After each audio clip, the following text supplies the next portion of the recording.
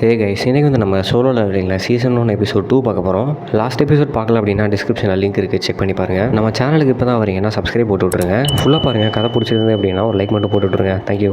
Last எபிசோடில் அந்த டஞ்சனுக்குள்ளே போயிட்டு அவங்க உள்ளே மாட்டிப்பாங்க, வெளியில் கதவு மூடிடும். அங்கேருந்து யாரெல்லாம் தப்பிச்சு போகலான்னு பிளான் பண்ணுறாங்களோ அவங்க எல்லாத்தையும் அந்த சிலை வந்து அடிச்சு கொண்டுருது. அவங்களுக்கு ஒன்றுமே புரிய மாட்டேது, எப்படி தப்பிச்சு போகிறதுன்னு தெரியல. ஆனால் நம்ம ஹீரோ சங் மட்டும் அங்கே அமைதியாக நின்றுட்டே இருக்கான், இதை வச்சுட்டே இருக்கான். அந்த அட்டாக் சீஃப் சொல்கிறாரு, அமைதி எல்லாரும் இருங்க, இங்கேருந்து நகண்டிங்க அப்படின்னா அவங்க எல்லாரையும் கொண்டுருவது அப்படின்னு. எல்லாரும் அவர் சொல்கிற மாதிரி கேட்டுறாங்க, அமைதியாக உட்காந்துடுறாங்க. சங் மட்டும் யோசிச்சுட்டே இருக்கான். இன்னும் அந்த சீஃப் சொல்கிறாரு சங் கிட்ட, நீ மட்டும் என்ன அதெல்லாம் நோட்டீஸ் பண்ணல அப்படின்னா நம்ம எல்லாருமே இங்கே செத்து போயிருப்போம். ஏன் சங் அப்படி சொன்னால், இங்கேருந்து எப்படி போகிறதுன்னு கண்டுபிடிச்சிட்டியா அப்படின்னு கேட்குறாரு. சங் வந்து ஆல்ரெடி குழம்பு போயிருக்கான், அவனுக்கு என்ன நடக்குதுன்னே தெரியல. திடீர்னு அப்போ தான் அந்த சீஃபோட கையை பார்க்குறான். அவர் கை வந்து துண்டாக வெட்டப்பட்டிருக்கு. அவர் சொல்கிறாரு, நான் பல்ல கிடச்சிக்கிறேன், இதெல்லாம் ஒன்றுமே இல்லை, ஆனால் ப்ளீடிங் மட்டும் ஸ்டாப் பண்ணணும். ஜோகை நேரம் இருந்திருந்தா அப்படின்னா அவள்கிட்டே நான் மேஜிக் பவர்ஸ் வச்சு ஹீல் பண்ண சொல்லியிருப்பேன். ஆனால் அவளே பயத்தில் இப்போ மயங்கிட்டா. அவளுக்கு வந்து ப்ரெஷர்லாம் சரியாக ஹேண்டில் பண்ண முடியல. இந்த மாதிரி சுச்சுவேஷனில் ரொம்ப கஷ்டப்பட்டுட்டு இருக்கா. இவங்க ரெண்டு பேரும் பேசிகிட்டு இருக்க நேரத்தில் சங் வந்து அவருக்கு கையில் கெட்டு போட்டுட்டு இருக்கான், ப்ளீடிங்கை ஸ்டாப் பண்ணிட்டான். இவளுக்கு இந்த மாதிரி ப்ரெஷரான சுச்சுவேஷன் ஹேண்டில் பண்ண முடியாததுனால தான் பி ரேங்க் ஹீலராக இருந்தாலும் அதோட லோ லெவலில் இருக்க ரைட்ஸ் எல்லாம் அட்டன் பண்ணுறான். ஏன் நானே அதிகமாக பி ரேங்கில் இருக்க ரைட்லாம் அட்டன் பண்ணியிருக்கேன், ஆனால் இது வந்து அதோட பயங்கரமாக இருக்குது. அதிகமாக இது வந்து ஏ ரேங்க் லெவலில் இருக்கலாம், இல்லைனா எஸ் ரேங்காக கூட இருக்கலாம். இருக்கிறதுலே ஹையஸ்ட் லெவல் அது. அந்த சிலையில் இருக்கிற ஸ்கல்ப்சர்ஸில் ஒரு வார்த்தையெல்லாம் எழுதியிருக்கு. அதில் என்ன எழுதியிருக்கு அப்படின்னா, ஃபஸ்ட்டு வந்து ரிவர் காட் அப்படின்ற வார்த்தை இருக்குது, செகண்ட் பார்த்தீங்கன்னா ப்ரைஸ் காட் அப்படின்னு இருக்குது, தேர்டாக என்ன எழுதியிருக்குன்னா prove your faith to God அப்படின்னு. இந்த லாஸ் எல்லாம் யாரும் ஃபாலோ பண்ணலையா, அவங்க இந்த இடத்த விட்டு உயிரோடே போக முடியாதுன்னு எழுதியிருக்கு. இப்போ வந்து ஃப்ளாஷ்பேக் காட்டுறாங்க மறுபடியும். நம்ம உலகத்தில் 10 வருஷத்துக்கு முன்னாடி இந்த மாதிரி டனல்ஸ் அப்படின்ற ஒரு கேட் வந்தது. நம்ம உலகத்தையும் ஆல்டர்னேட் டைமென்ஷனையும் அது வந்து கனெக்ட் பண்ணிச்சு. நிறைய அசாதாரணமான சக்தியெல்லாம் அதுக்குள்ளேருந்து அப்பியர் ஆச்சு. இந்த டனல் வந்ததுக்கப்புறமா மனிதர்கள் வந்து அவங்களுக்குள்ள இருக்கிற ஸ்பெஷல் பவர்லாம் ஆக்சஸ் பண்ணாங்க. அவங்கள தான் நம்ம ஹண்டர்ஸ்ன்னு சொல்கிறோம். அவங்களோட டாஸ்க் என்ன அப்படின்னா, அந்த டனலில் இருக்கிற பீஸ்டெல்லாம் கொள்வது தான். ஒரு ஹண்டரோட பவர் வந்து ஆக்டிவேட் ஆயிடுச்சுன்னா அது மாறவே மாறாது. ஒரு சில நேரத்தில் அந்த டனலுக்குள்ளே இருந்து இருக்கிறதுலே ரொம்ப கொடூரமான மிருகங்கள்லாம் வெளியில் வரும். அவங்கள்ட்ட வந்து ஏகப்பட்ட சக்தி இருக்கும். இங்கே பார்த்தோம் அப்படின்னா சிட்டிக்குள்ள வந்து ஒரு கிளாஸ் ரூம் காட்டுறாங்க. அங்கே வந்து வாழ்க்கை நார்மலாக போயிட்டுருக்கு. அங்கே ஒரு பொண்ணு வந்து கேட்குறான், நேற்று வீடியோ பார்த்தியா அப்படின்னு. இல்லை நான் பார்க்கல அப்படின்னு சொல்கிறா. உன் அண்ணன் வந்து ஹண்ட்ரு தானே அப்படின்னு சொல்கிறா. அதுக்கு அவள் சொல்கிறா, ஆமாம் அவன் வந்து ஒரு ரேங்க் ஹண்ட்ரு. அன்னைக்கு கூட பேண்டேட்லாம் போட்டு வந்தான் வீட்டுக்கு, ரொம்ப அடிபட்டுருச்சு அவனுக்கு. அவன் ஏன் இப்போ இதெல்லாம் கேட்குற அப்படின்னு கேட்குறா. அதெல்லாம் ஒன்றும் இல்லை, சும்மா தான் கேட்டேன். அவன் மைண்டுக்குள்ளே நினச்சிக்கிறா, அவனோட நான் நல்லா சண்டை போட்டிருப்பேனே அப்படின்னு.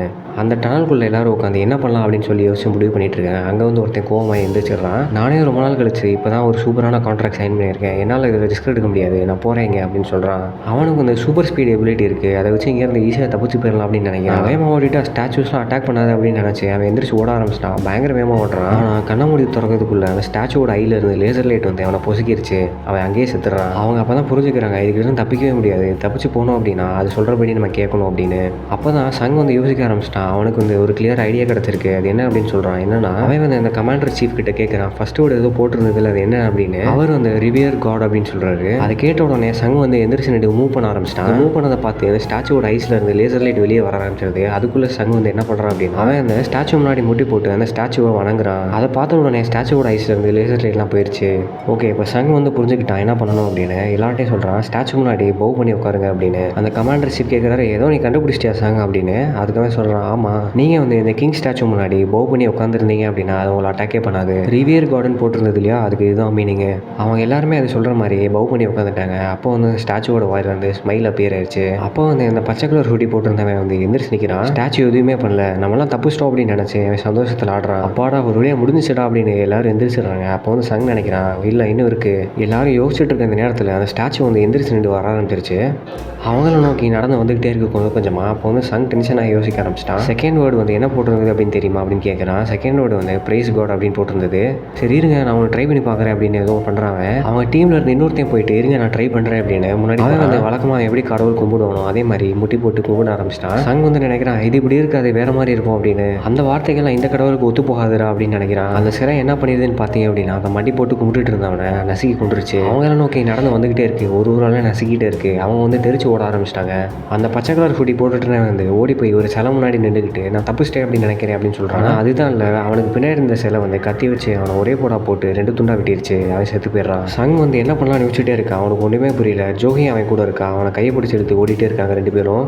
அப்போ தான் சங் வந்து ஒரு விஷயத்தை நோட்டீஸ் பண்ண ஆரம்பிக்கிறான். அவனுக்கு ஒரு சின்ன சின்ன க்ளூ கிடைக்குது. என்ன அப்படின்னா, அவங்களுக்கு சுற்றி இருக்கிற ஒரு சிலைக்கும் ஏதாவது ஒரு டைப் ஆஃப் வெப்பன் இருக்குது. கத்தி இருக்குது, ஹேமர் இருக்குது, ஏதாவது ஒன்று இருக்குது. ஆனால் ஒரு சில சிலை கையில் மட்டும் மியூசிக்கல் இன்ஸ்ட்ருமெண்ட் இருக்குது. அதை வந்து அவன் நோட்டீஸ் பண்ணுறான். அவன் சொல்கிறான், எல்லாரும் மியூசிக்கல் இன்ஸ்ட்ருமெண்ட் இருக்கிற சிலையை பார்த்து ஓடுங்க அப்படின்னு. எல்லாரும் ஓடிடுறாங்க. அவங்க எல்லாருமே சிலை பக்கத்தில் போன உடனே அந்த மியூசிக்கல் இன்ஸ்ட்ருமெண்ட் வந்து சவுண்டு ப்ளே பண்ண ஆரம்பிச்சிருச்சு. அப்போ தான் அவங்க வந்து இன்னொரு க்ளூவும் புரிஞ்சுக்கிறாங்க, மியூசிக்கல் இன்ஸ்ட்ருமெண்ட் சிலை வந்து அவங்களை அட்டாக் பண்ணாது அப்படின்னு. ஆனால் ஜோஹியும் சங்கும் ஒரே இடத்துல இருக்காங்க. அப்போ வந்து அந்த மியூசிக்கல் இன்ஸ்ட்ருமெண்ட் வந்து ப்ளே ஆகலை. அதனால் சங் என்ன பண்ணுறான் அப்படின்னா, ஓடி போய் பக்கத்தில் இருக்க ஒரு சிலை பக்கத்தில் நின்றுறான். ஜோஹி இருக்கிற சிலை வந்து இப்போ ப்ளே பண்ண ஆரம்பிச்சிருச்சு. சங் ஓடி போகிறத வந்து அந்த கிங் சிலை வந்து பார்த்துருச்சு. அவனை துரத்தி ஓடிட்டே இருக்கு. அவனை நச்சிடலான்னு ஓடுது.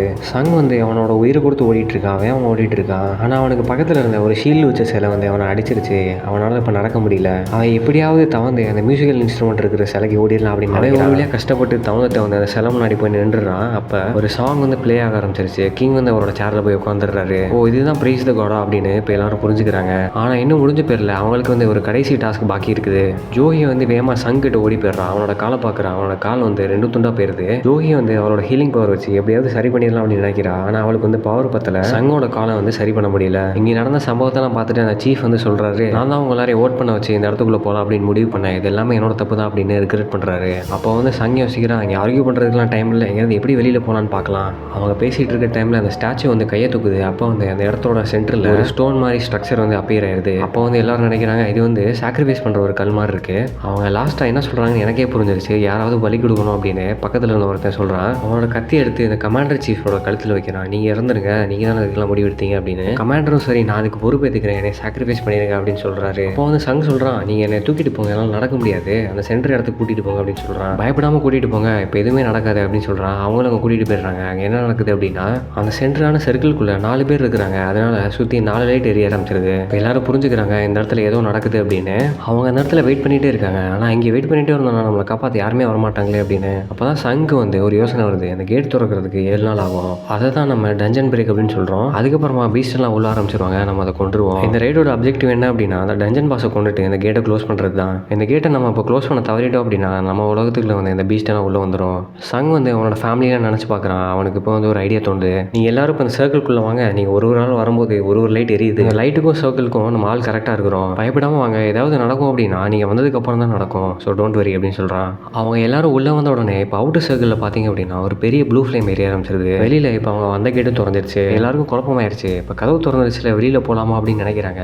ஆனாலும் பயப்படுறாங்க. ஒருவேளை இதுவும் ஒரு இன்னொரு ட்ராப்பாக இருந்தால் என்ன பண்ணுறது அப்படின்னு. இப்போ அவுட்டர் சர்க்கிளில் இருக்கிற அந்த ப்ளூ ஃப்ளேம் வந்து ஒன்று ஒன்றா அணைய ஆரம்பிச்சிருது. சுற்றி இருக்கிற ஸ்டாச்சூஸ்க்கு பார்த்தீங்க அப்படின்னா அவங்க பாடியில் லைட் ஏறி ஆரம்பிச்சிருது. கிட்ட வந்துகிட்டே இருக்காங்க அவங்கள நோக்கி. அப்போ சங் வந்து ஒரு விஷயத்தை கண்டுபிடிச்சிடலாம். என்ன அப்படின்னா, நீங்கள் வந்து உங்கள் கண்ணை இந்த ஸ்டாச்சூஸ் மேலே இருந்து எடுக்காதீங்க. நீங்கள் அதை பார்த்துக்கிட்டே இருந்தீங்கன்னா ஸ்டாச்சு நகராது. பார்க்காம திரும்பிட்டீங்க அப்படின்னா ஸ்டாச்சூஸ் உங்களை நோக்கி வர ஆரம்பிச்சிடும். நீங்கள் சின்ன வயசில் அந்த கேம் விளாண்டுருப்பீங்கல்ல, அது மாதிரி தான் அது. அவங்க எல்லாரும் ஸ்டாச்சூஸை பார்த்துட்டே இருப்பாங்க. அந்த நேரத்தில் ஒரு பொண்ணு வந்து பேனிக் ஆயிடுவா. அவள் வந்து டென்ஷன் ஆகிட்டு அந்த கேட்டை நோக்கி ஓட ஆரம்பிச்சிட்டா. அவங்க இருந்து வெளியே போயிடலாம். அவன் அந்த கேட்டை விட்டு வெளியில் போனோடனே கதவு வந்து கொஞ்சமாக மூடிடுச்சு. ஆனாலும் கதவு திறந்தா இருக்குது. எல்லாரும் ஆச்சரியமாக பார்க்குறாங்க, ஒருவேளை நம்மளும் கேட்டை விட்டு தப்பிச்சு போயிடலாமோ அப்படின்னு. அந்த ப்ளூ ஃப்ளேம் வந்து கொஞ்ச நேரத்துக்கு அப்புறம் ஒன்று ஒன்று அதுவே அமர ஆரம்பிச்சிருது. அப்போ தான் புரிஞ்சுக்கிறாங்க அது வந்து ஒரு டைமர். அங்கேருந்து இவன் கூட இருந்த இன்னொருத்தனும் கதவை நோக்கி கத்திக்கிட்டே ஓட ஆரம்பிச்சிட்டான். ஓட்டதுக்கப்புறம் கதவு வந்து இன்னும் கொஞ்சமாக மூடிடுச்சு. அங்கேருந்து இப்போ 2 ஆரஞ்சு லைட் வந்து போயிடுச்சு. அதான் சங் சொல்கிறான், இனிமேல் யாரும் போகாதீங்க, போனீங்க அப்படின்னா நம்ம கிட்ட வந்து பிளைண்ட் ஸ்பாட்ஸ் வர ஆரம்பிச்சிடும். பிளைண்ட் ஸ்பாட் இருக்குது அப்படின்னா நம்ம ஸ்டாச்சுவை பார்க்க முடியாது. ஸ்டாச்சு வந்து நகர ஆரம்பிச்சிடும், நம்மளை வந்து கொண்டுரும் அப்படின்னு சொல்கிறான். அங்கேருந்து எல்லாரும் பொறுமையாக இருந்து கதவை நோக்கி ஓட ஆரம்பிச்சிட்டாங்க. ஸ்டாச்சூஸ்லாம் கொஞ்சம் கொஞ்சமாக நாங்கள் அவங்க கிட்ட வர ஆரம்பிச்சிருது. அங்கே மிஞ்சி இருக்குது பார்த்தீங்க அப்படின்னா 3 பேர் தான். அது யார் அப்படின்னா கமாண்டர் சீஃபும் ஜோஹியும் சங்கும் தான். கமாண்டர் சீஃப் சொல்கிறாரு, நான் பார்த்துக்கிறேன், நீங்கள் 2 பேரும் இங்கேருந்து கிளம்பிடுங்க அப்படின்னு. அந்த நேரத்தில் வந்து ஜோஹி வந்து அவரோட காலில் இருக்கிற ஸ்ட்ரென்த் எல்லாம் இழந்துருவா. அவனால் நடக்க முடியல. சங்குக்கும் ஒரு கால் வெட்டப்பட்டுருச்சு, அவனால் நடக்க முடியல. அதனால அவன் என்ன சொல்கிறான் அப்படின்னா, ஜோஹியை தூக்கிட்டு நீ கிளம்பிடுங்க கமாண்டர் அப்படின்னு சொல்கிறான். அவரும் அங்கேருந்து கிளம்பிடுறாரு. கடைசியில் அந்த இடத்துல சங் மட்டும் தான் இருக்கிறான். அவனுக்கு பக்கத்தில் இருந்த கத்தி எடுத்துட்டு பொறுமையாக வெயிட் பண்ணிட்டு இருக்கான். நான் வந்து சாக போறேன்னு முடிவாயிருச்சு, உங்களில் ஒரு சிலையாவது நான் கொண்டுட்டு தான் சாவேன் அப்படின்னு ஒரு முடிவெடுக்கிறான். அவனும் அந்த சிலைக்கிட்ட இருந்து தப்பிச்சு போய் நகர பார்க்குறான். ஆனால் அவனால் முடியல. சிலையெல்லாம் சேர்ந்து அவனை பயங்கரமாக அடிக்க ஆரம்பிச்சிருது. அவனோட ஒரு கையை வெட்டிடுது. இப்போ அவனுக்கு ஒரு கை இல்லை, ஒரு கால் இல்லை. அவன் வந்து மனசுக்குள்ள தைரியம் சொல்கிறான், நம்ம வந்து இவ்வளோ தூரம் வந்ததே பெருசு. அந்த நேரத்தில் ஒரு சிலை வந்து அவனை நெஞ்சில் கத்தியை வச்சு குத்தி அவனை அப்படியே தூக்கிடுது. அவனுக்கு ரத்தம் ஒலிக்கிட்டே இருக்கு, உயிர் போயிட்டு இருக்கு. அவன் வந்து அந்த டேபிள் மேலே சாக்ரிஃபைஸ் பண்ணப்பட்டுட்டான். கடைசியாக ஒரு வெட்டி அவனை கொண்டுடலாம் அப்படின்னு அந்த சிலை முடிவு பண்ணிடுது. இதோட இந்த எபிசோட் முடியுது. அடுத்து என்ன நடக்குது அப்படின்றத அடுத்த எபிசோடில் பார்க்கலாம். தேங்க்யூ ஃபார் வாட்சிங் திஸ் வீடியோ. பை.